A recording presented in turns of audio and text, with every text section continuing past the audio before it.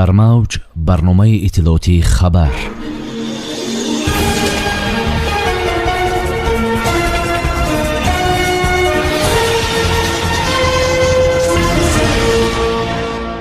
ташкили бурсия ва таъсиси шӯрои дифоъ миёни тоҷикистону Эрон.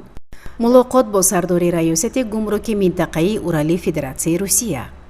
дар соҳили Зарафшон моҳӣ парвариш мекунанд. биноҳо қомат меафрозанд. имрӯз ҳаво дар тоҷикистон то 44 дараҷа гарм мешавад.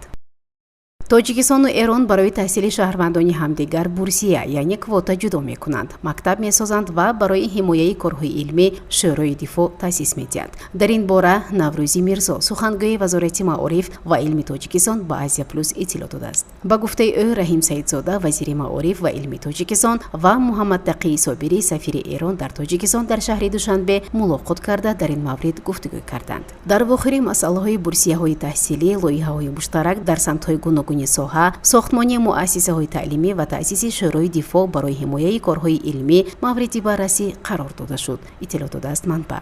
номбурда таъкид намуд ки дар вохириҳои баъдӣ ҷузъиёт ва барномарезии лоиҳаҳо миёни ду кишвар ҷудо гардидани бурсия ва таъсиси шӯрои илмӣ дақиқ мешавад.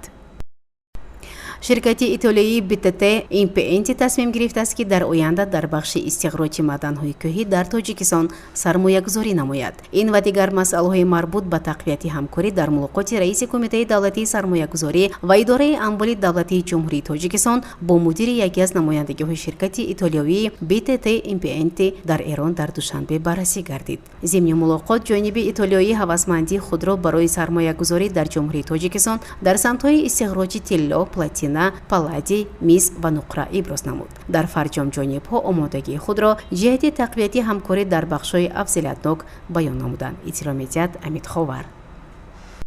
раиси вилояти Суғд Раҷаббой Аҳмадзода сардори раёсати гумруки минтақаи Урали Федератсияи Русия Алексей Фроловро ба ҳузур пазируфт. таъкид гардид ки соли 2022 ва нимсолаи аввали соли ҷорӣ байни вилояти Суғд ва минтақаҳои гуногуни Федератсияи Русия беш аз 100 меморандум ва шартномаҳои ҳамкорӣ имзо гардида, ҷонибҳо дар асоси ҳуҷҷатҳо ҳамкории хубро ба роҳ монданд. дар нимсолаи якуми соли равон гардиши молу маҳсулот миёни вилояти Суғд ва минтақаҳои гуногуни Федератсияи Русия 275 миллион долларро ташкил дода, ба вилояти Суғд чӯбу тахта, равған, нафту маҳсулоти нафтӣ ворид шудааст. аз вилояти Суғд бошад меваю сабзавоти тару тоза, хушкмеваҳо, нӯшокиҳо, полезиҳо, чормағз, чарм, пахта содирот гардидааст. сардори раёсати гумруки минтақаи Урали Федератсияи Русия генерал-лейтенант Алексей Фролов дар навбати худ изҳор намуд ки тибқи дастуру супоришҳои сарони давлатҳо ва шартномаҳои дуҷониба дар гузаргоҳҳои гумрукӣ шароити зарурӣ фароҳам оварда шуда,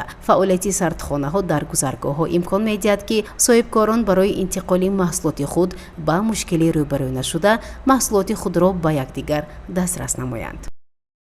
бо дастгирии мақомоти иҷроияи маҳаллии ҳокимияти давлатии шаҳри Панҷакент, ҷамъияти дорои масъулияташ маҳдуди Хайри Сафо дар соҳили дарё ки аз паҳлӯи деҳаи Ғусар убур мекунад, парвариши моҳиро ба роҳ мондааст. таври ҳангоми боздиди раиси шаҳри Панҷакент Абдухолиқ Холиқзода аз ин ҷо иттилоъ доданд, ҳоло барои парвариши моҳӣ дар масоҳати беш аз 2000 метри мураббаъ 10 ҳавз бунёд гардида, дар онҳо беш аз 1 миллион моҳичаҳои нави амури сафед, сазан ва карп ба парвариш гузошта шудааст. гуфта шуд ки ширкат бунёди ҳавзҳоро идома дода парвариши моҳиҳоро меафзояд.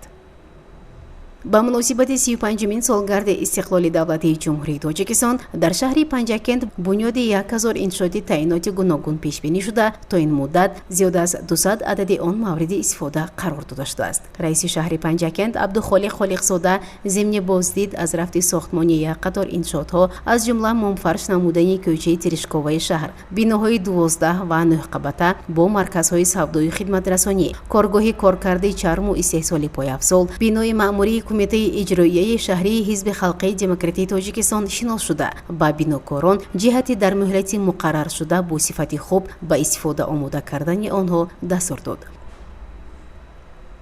امروز در جمهوری هوای تغییریابنده شده حرارت روزانه تا به 44 درجه میرسد. سنه‌های 28 و 29 ایول در بیشترین ناحیه‌های ولایت ختلان، ناحیه‌های تابع جمهوری شهر دوشنبه و بعضی ناحیه‌های ولایت مختار کوهستانی بدخشان از سمت منطقه‌های جنوب و غربی به جمهوری چنگ باد وارد می‌شود.